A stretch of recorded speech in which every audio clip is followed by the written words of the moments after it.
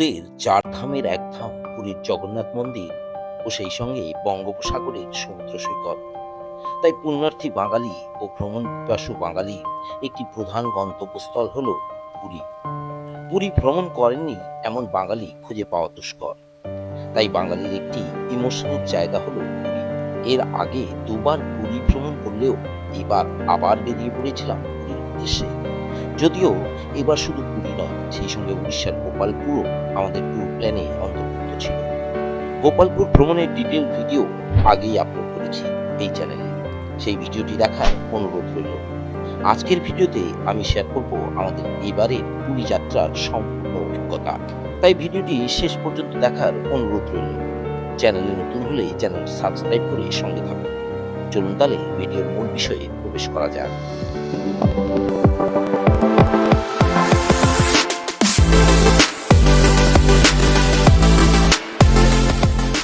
প্রথমেই বলে রাখি, এই ভিডিও কিন্তু কোনো ব্লগ নয়, এটি হলো আদ্যোপান্ত একটি ট্রাভেল গাইড ভিডিও। তাই অবশ্যই এই ভিডিওতে জানাবো আপনি কিভাবে পুরী আসবেন, পুরীর কোথায় থাকবেন, কিভাবে পুরীর বিভিন্ন দর্শনীয় স্থান ও অবশ্যই জগন্নাথ মন্দির দর্শন করবেন, কোথায় খাবেন ও মোটামুটি একটি মধ্যবিত্ত বাঙালি পরিবারের পুরী ভ্রমণের খরচ কত হতে পারে। কিভাবে পুরী আসবেন এই ভিডিওতে পেয়ে যাবেন সম্পূর্ণ তথ্য। কলকাতা থেকে পুরীর দূরত্ব প্রায় 500 কিলোমিটার এবং সড়কপথ, রেলপথ ও বিমানপথ এই 3 উপায়েই আপনি পুরী পৌঁছাতে পারেন। তবে সবচেয়ে জনপ্রিয় ও সস্তা মাধ্যম হলো রেলপথ। কলকাতা থেকে পুরী যাওয়ার অনেক ট্রেন পেয়ে যাবেন। স্ক্রিনে সেই সকল ট্রেনের ডিটেলস দেওয়া থাকলো, ভিডিও পজ করে নোট করে নিতে পারেন। ট্রেনগুলির মধ্যে দ্রুততম ট্রেনটি হলো বন্দে ভারত এক্সপ্রেস, যেটি মাত্র 6 ঘন্টা 40 মিনিটে পুরী পৌঁছায়। আপনি যদি নর্থ বেঙ্গল থেকে পুরী আসতে চান তাহলে এই দুটি উইকলি ট্রেনে সরাসরি পুরী আসতে পারেন, অথবা এনজিপি থেকে কলকাতা ও কলকাতা থেকে পুরী আসতে পারেন। আবার এনজিপি থেকে ভুবনেশ্বর বা খোর্ধা রোড জংশনে এসে এখান থেকে ট্রেন অথবা রিজার্ভ কারে পুরী পৌঁছতে পারেন। এনজিপি থেকে ভুবনেশ্বর অথবা খোর্ধা রোড জংশন যাওয়ার ট্রেনগুলির ডিটেলস স্ক্রিনে দিয়ে দিলাম। ট্রেন ছাড়াও সড়ক পথে প্রাইভেট কার অথবা বাসে পুরী আসতে পারেন। রেড বাস অথবা ডলফিন ট্রাভেলসের অফিসিয়াল সাইট থেকে বাসের সিট বুকিং করা যায়। ভাড়া পড়ে 600 থেকে 1000 টাকার মতো, আর সময় লাগে 10 ঘন্টার মতো। এসপ্লানেডের বাবুঘাট স্ট্যান্ড থেকে এই ভলভো বাসগুলি মূলত রাতে ছেড়ে সকালে পুরী পৌঁছে দেয়। ট্রেনের টিকিট না পেলে এই স্লিপার ভলভো বাসগুলিতে খুব আরামে পুরী পৌঁছে যেতে পারেন। বিমানপথে সরাসরি পুরী আসা যায় না, সেক্ষেত্রে কলকাতা থেকে ভুবনেশ্বর পর্যন্ত ফ্লাইটে এসে ভুবনেশ্বর থেকে বাস অথবা রিজার্ভ কারে পুরী পৌঁছানো যায়। আমাদের যাত্রাপথ ছিল কলকাতা থেকে গোপালপুর, এবং গোপালপুর ভ্রমণ শেষ করে আমরা এসেছিলাম পুরী। সকালে রিজার্ভ গাড়িতে যাত্রা শুরু করে পথে Taratarini temple, Tampara lake, Rambha Chilika lake প্রভৃতি ভিজিট করে সন্ধ্যায় আমরা পৌঁছেছিলাম পুরী।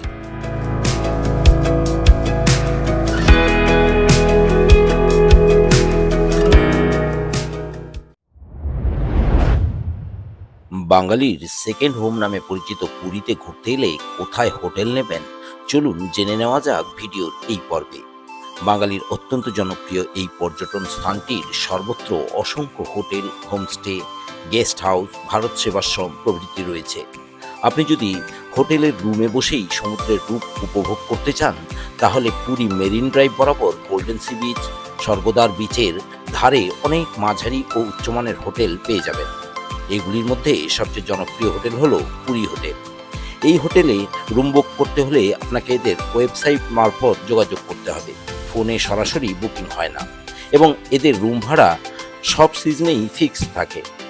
আপনি যদি পুরীতে একটু নির্জনে বা কম কোলাহলযুক্ত স্থানে কিন্তু সমুদ্রের ধারে থাকতে চান তাহলে নিউ মেরিন ড্রাইভ বরাবর স্ক্রিনে দেওয়া এই হোটেলগুলিতে রুম বুক করতে পারেন।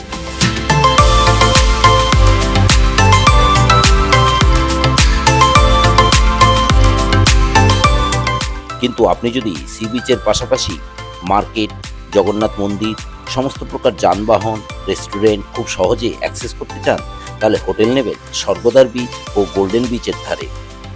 এই স্থানের কয়েকটি ভালো হোটেলের নাম স্ক্রিনে দেওয়া থাকলো।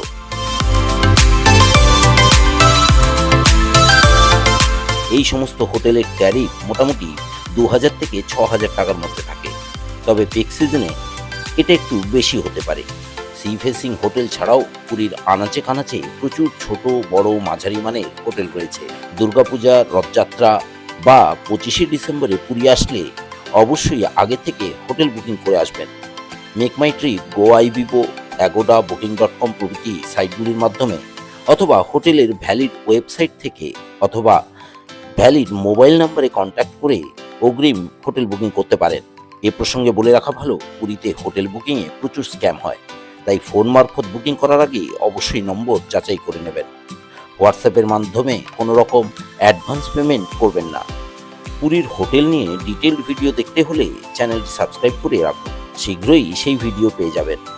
আমাদের এবারের পুরী ট্রিপে আমরা ছিলাম স্বর্গদ্বার বিচের ধারে হোটেল বঙ্গলক্ষ্মীতে, এবং এই হোটেলের রুমগুলি বেশ ভালো ও রুম সার্ভিসও বেশ ভালো। হোটেলের ব্যালকনি থেকে সমুদ্রের সৌন্দর্য উপভোগ করার জন্য এটি একটি বেশ ভালো হোটেল।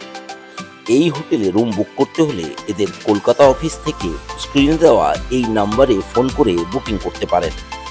আমরা এই হোটেলে ছিলাম এদের AC double bed executive sea facing রুমে, যার ভাড়া পড়েছিল 4000 টাকা পার নাইট এবং এক্সট্রা বেডের জন্য 300 টাকা পার নাইট।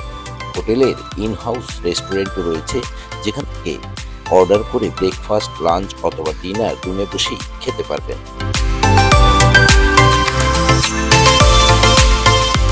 আমরা এখানে 3 রাত্রি ছিলাম এবং এই হোটেল থেকে জগন্নাথ মন্দিরের দূরত্ব মাত্র 1.5 কিলোমিটার ও মার্কেটের দূরত্ব মাত্র 200 মিটার।